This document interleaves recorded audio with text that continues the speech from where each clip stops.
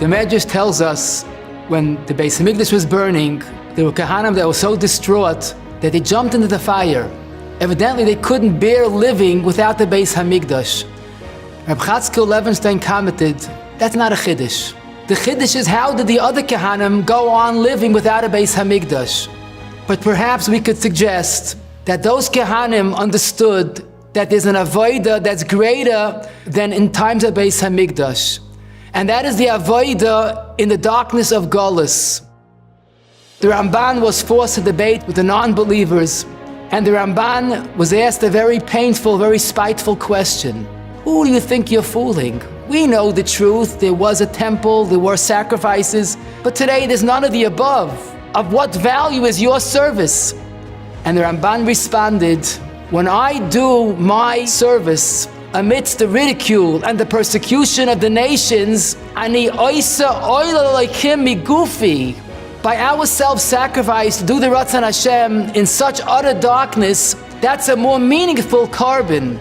To quote those precious words of the Charedim, Bilvavi Mishkan Evna, I will build a Mishkan in my heart, Ula carbon akriv loy es nafshi hayechida.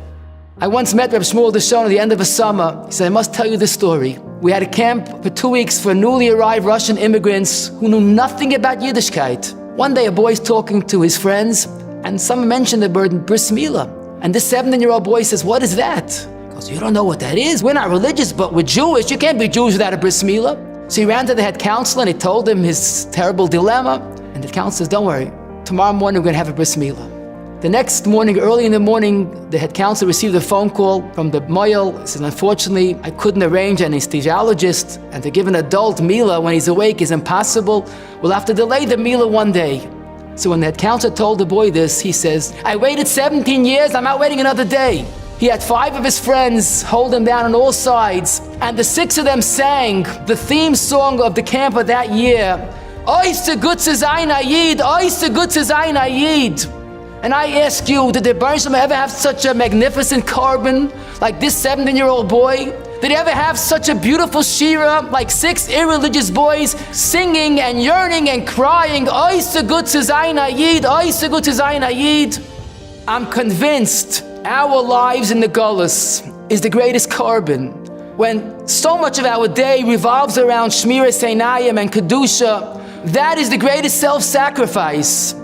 And maybe there's more to it, because Shmiras Einayim is one avodah that's only me and the Rebbeinu Shalom. No one will know if I succeed or not. Shmiras Einayim is the ultimate carbon oila kulei LaHashem. Let us continue to live and sing Oy Segutze Zayin Ayid, Oy Segutze Zayin Ayid.